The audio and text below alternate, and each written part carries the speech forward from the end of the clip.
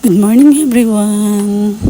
Siyempre kahit tayo ay nanay na edad-edad na rin, siyempre gagamit pa rin tayo ng mga skin routine everyday.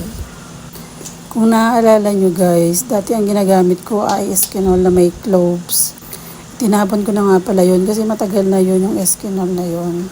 Although pwede pa naman siyang gamitin, pero siyempre nag-alala na rin ako kasi matagal na yung Eskinol na yun. Kaya eto, bumili ako ng nagtitrending ngayon na BC Toner. Ito try natin. At saka pala, sa una lang pala magandang gamitin yung sabon na ginamit ko last time.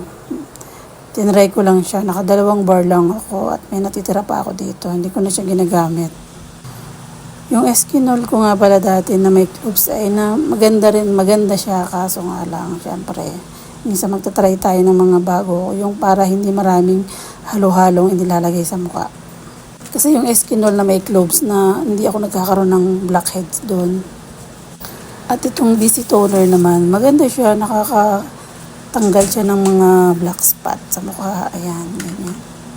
Hindi nga lang sumasama yung mga skin tag ko sa mukha. So wala pa tayong, alam niyo na, budget para magpatanggal ng skin tag. Warts ba, yung warts na tinatawag na nakapag umiidad ka ay nagkakaroon ka ng. So yan lang.